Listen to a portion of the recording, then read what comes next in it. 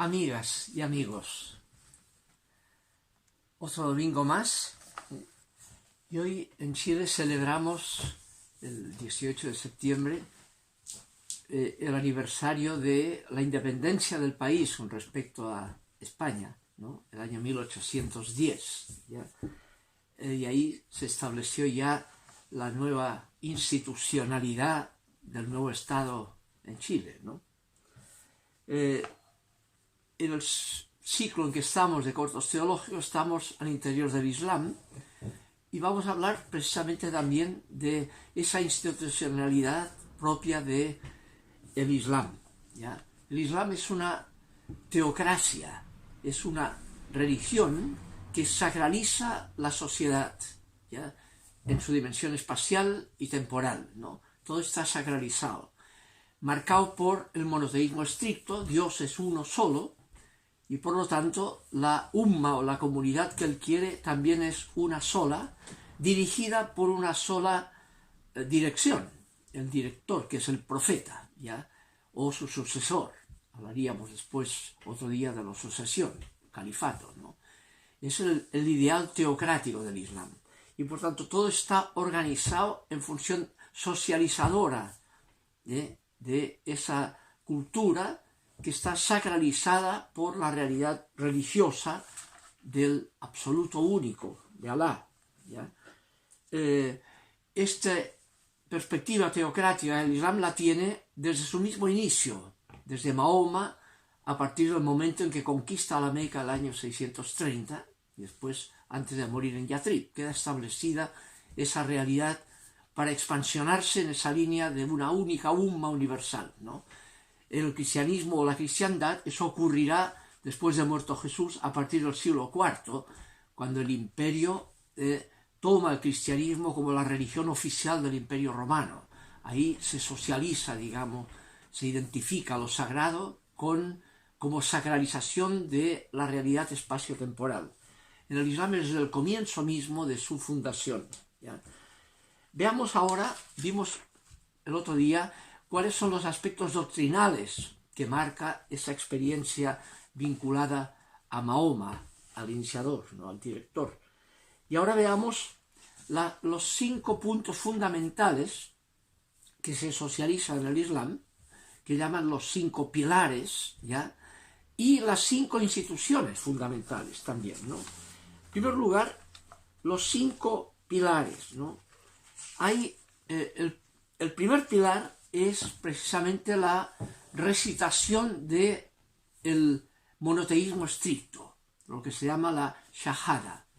La shahada es el nombre para decir la única realidad divina que se establece a partir del único profeta definitivo, ¿ya? La ilaha illa Allah, no hay otro Dios sino Alá. Eso es la shahada, ¿no? Ese es el rito de iniciación de todo islámico, ¿no? Se inicia con la recitación de la shahada. Cuando alguien se convierte al Islam, su rito de iniciación es la confesión de la shahada honesta, ante testigos, ¿no? Que testifiquen que lo ha realizado, que se ha convertido al Islam, ha confesado la unicidad de Dios y que el profeta es su mensajero. Mahoma es su mensajero, ¿ya? Esa es la shahada islámica, o primer pilar, ¿ya?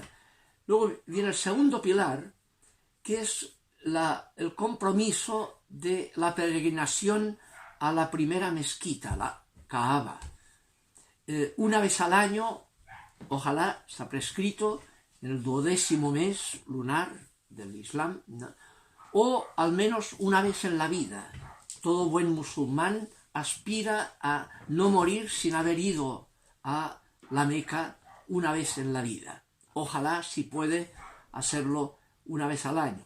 O bien suplirlo con ayunos y donaciones especiales, o encargando a otro que va para que haga los rituales en nombre suyo, si no puede ir, ¿no? Pero es importante en la conciencia islámica esta referencia al punto de partida del Islam, que es la Kaaba, con la consagración que habría hecho Mahoma el año 630 al conquistar la Meca y consagrar la Kaaba, ¿no?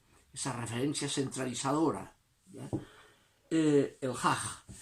El tercero es, o sea, si quieren, los otros tres corresponden a tres prácticas de la tradición religiosa, tres comportamientos propios del buen fiel, ¿ya?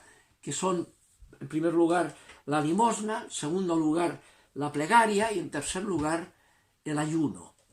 Limosna, plegaria y ayuno.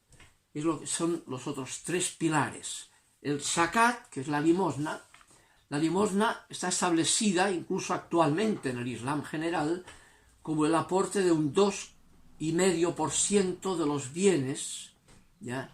Ahí hay incluso hay una institución que se llama Human y algo, ¿no? En que puede un buen musulmán depositar ese dinero que le corresponde una vez al año, el 2,5% de su bien, ¿no? Es como el 1% de algunas tradiciones religiosas cristianas, ¿no? O el 10% del mundo judío, ¿no? Tradicional, es el zakat, el cumplimiento con el zakat. En el origen, eso estaba dedicado, el zakat, siempre, ustedes quieren, a los pobres. Leo aquí, las limosnas son, según el Corán, para los indigentes, los pobres, para quienes trabajan por ellos, quienes tienen sus corazones dispuestos a aceptar el Islam. Deben darse para el rescate de los esclavos e insolventes, para el camino de Dios y de sus viajeros, ¿no?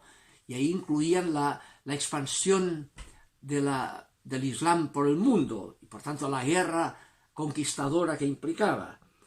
Es mandamiento que procede de Dios. Dios es omnisciente y sabio, dice el Corán en la Sura 9, ¿no?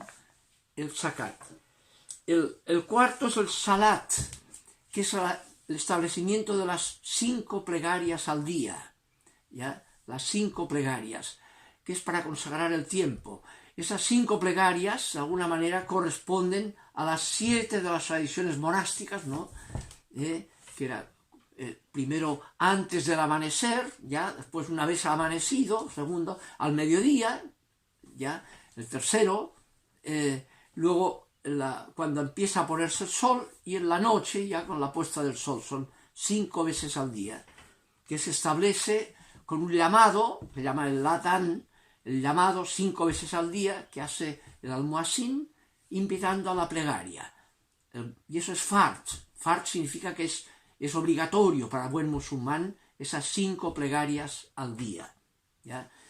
Que corresponde a los 7 rezos que hacen los monjes en los monasterios, desde maitines hasta completas, ¿no? Es un poco la sacralización del tiempo, ¿ya?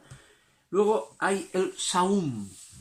El saum es el precepto del ayuno, fundamentalmente el ayuno que celebra el primer descenso del libro, el año 612, en la Meca, la primera revelación recibida por Mahoma, el descenso del libro, que se celebra en el 9º mes lunar, durante todo el mes, que es el mes del Ramadán, ¿ya?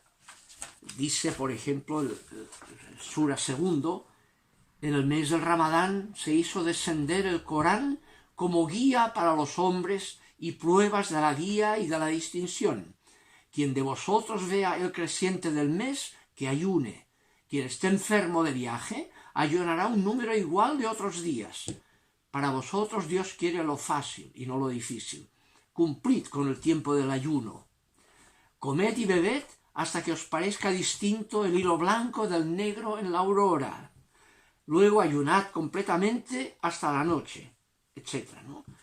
El ayuno del Ramadán todas las noches, cuando ya cesa el día, pueden comer hasta que empieza la aurora de nuevo y tienen que volver a ayunar durante todo el mes noveno, del 9º mes lunar, ¿ya? Esos son los 5 pilares, ¿ya? Propios del buen musulmán, ¿ya? Dentro de esto, el mundo islámico tiene también 5 instituciones que socializan el Islam, ¿no? que es la forma de sacralizar el espacio y el tiempo socializándolo, no solo va por dentro, tiene que transformarse el espacio exterior, ¿ya?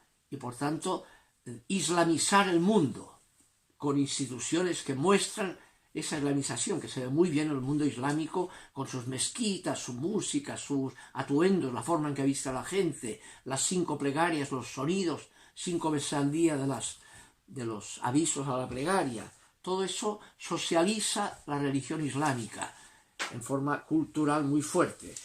¿Cuáles son esas 5 instituciones? En primer lugar, la mezquita. La mezquita.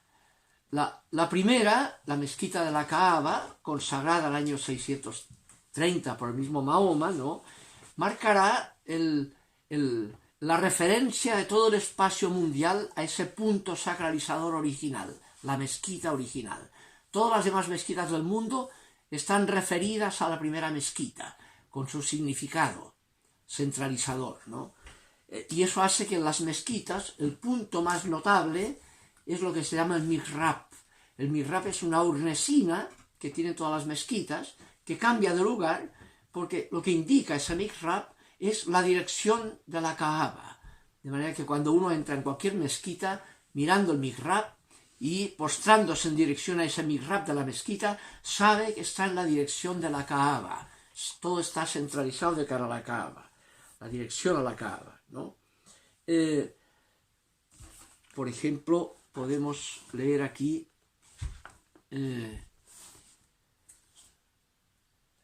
acordaos de cuando Abraham e Ismael levantaron los fundamentos del santuario diciendo: Señor nuestro, acéptanos esto, tú eres el oyente, tú eres el clemente y misericordioso.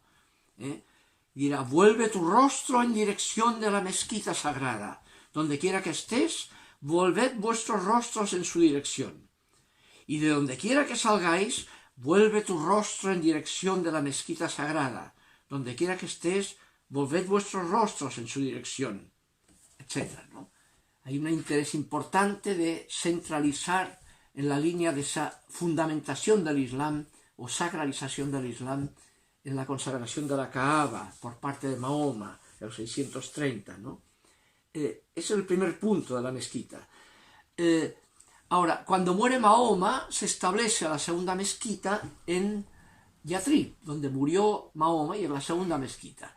Y más tarde, en el siglo VII, un sucesor de Mahoma, Omar, conquistará Palestina y vendrá establecer como tercera mezquita la mezquita El Aqsa, que es la que está en la explanada de Jerusalén, la explanada de las mezquitas, el lugar del antiguo templo de Jerusalén.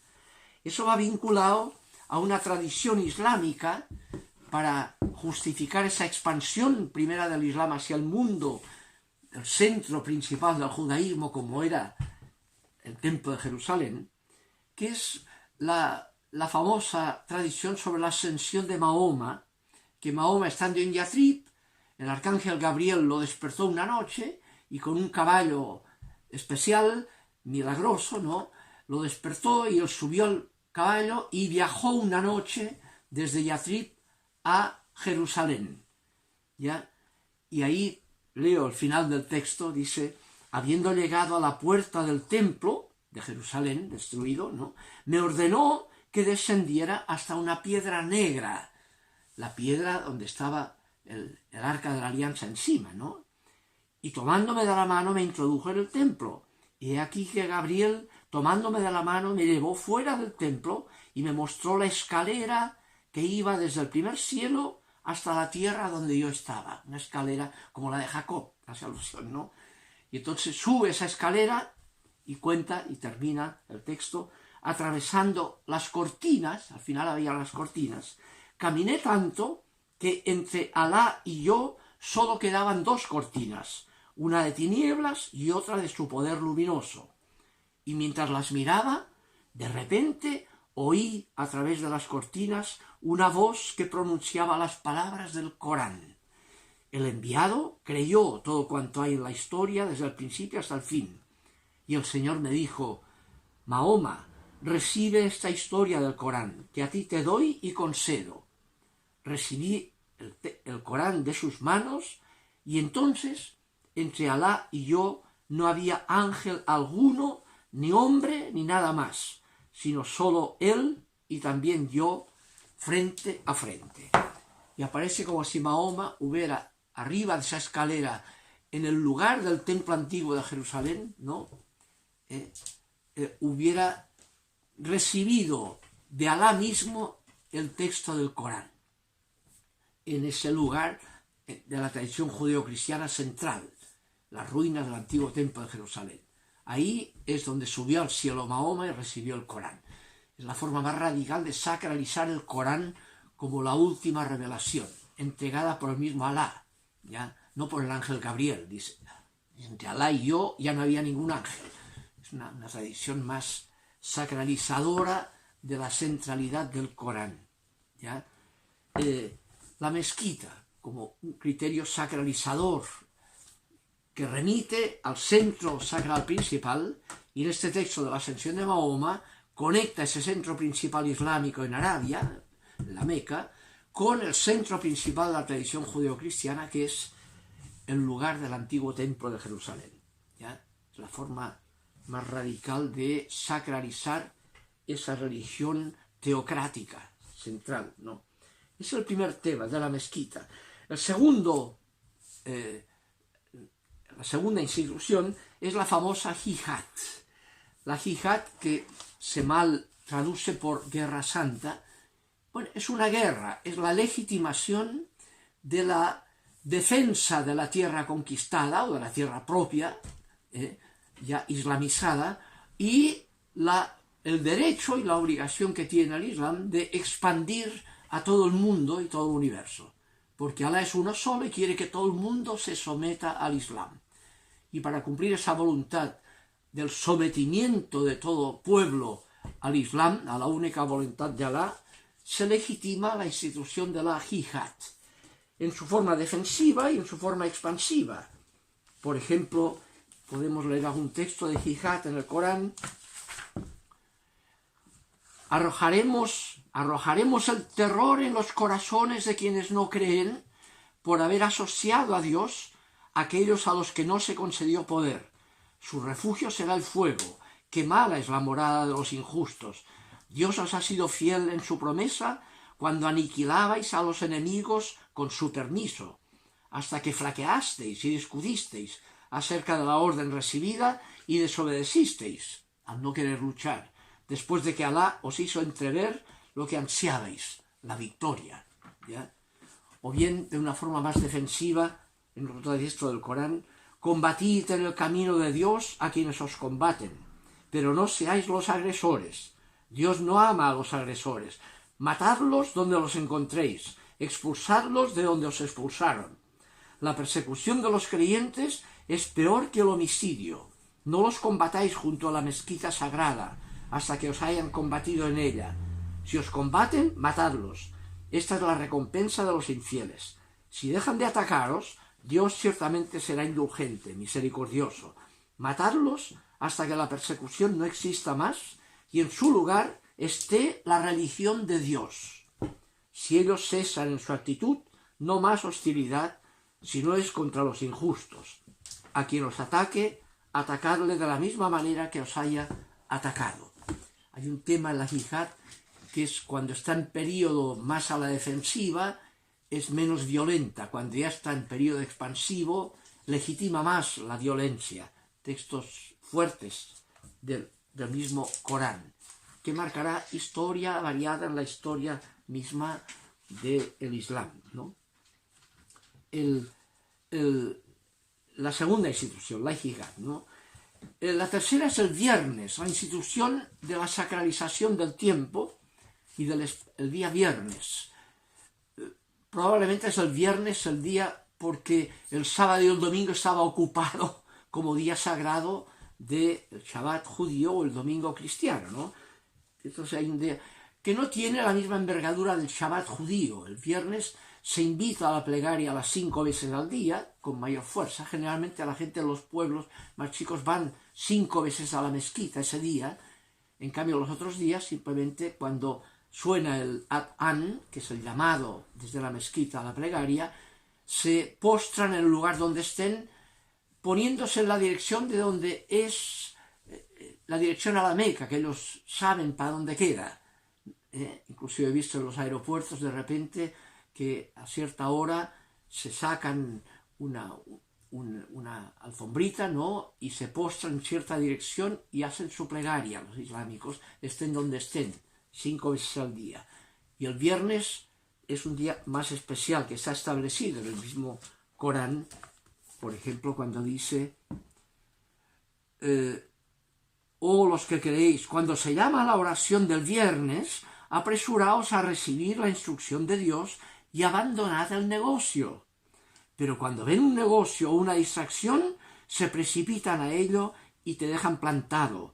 Diles: lo que hay junto a Dios es mejor que la distracción y que el negocio. Dios es el mejor de los sustentadores, ¿no? Dice, te conviene más rezar y deja por unos ratos de plegaria, deja la distracción y el negocio. Y eso lo practican, digamos. En la tradición judía eso es muy estricto en el Shabbat, en cambio en la tradición cristiana se ha secularizado y el domingo ya significa poca diferencia con respecto a los otros días en cuanto a la plegaria. A veces no hay plegaria, porque no la hay tampoco el domingo. Hay una secularización mucho mayor que no se da en el mundo islámico, mucho más teocrático, ¿ya? Y es uno de los factores importantes en la cultura actual, ¿no? El choque entre una cultura secularizada de cristiandad muy disminuida y una cultura islámica que mantiene su sacralización fuertemente, y ese es su atractivo en ciertos lugares también, ¿no? Bien, el viernes. Y el cuarto y quinto punto de la institución son el Corán, la escritura, la institución de una escritura definitiva, como última revelación puesta por escrito, ¿ya? Y finalmente lo que se llama la tradición, la hadith. Hadith es la tradición, que son las transmisiones orales que no están en el Corán, pero que remontarían al mismo Mahoma, de lo que habría hecho y dicho Mahoma, a partir de cuya tradición se comprende mejor el significado de la escritura, del Corán. Relación escritura-tradición, hadith. Esa hadith tiene dos formas, dos vertientes. La vertiente de las sunnas, tradiciones de lo que habría dicho y hecho Mahoma. Por ejemplo, la tradición de lo que habría hecho Mahoma el año 630 cuando consagró la Meca, es la tradición que explica lo que hay que hacer cuando la gente peregrina a la Meca, ¿no? Una vez al año. Ya, esta peregrinación a la Meca constituye uno de los 5 pilares también, el segundo, ¿no? La Hajj, ¿ya?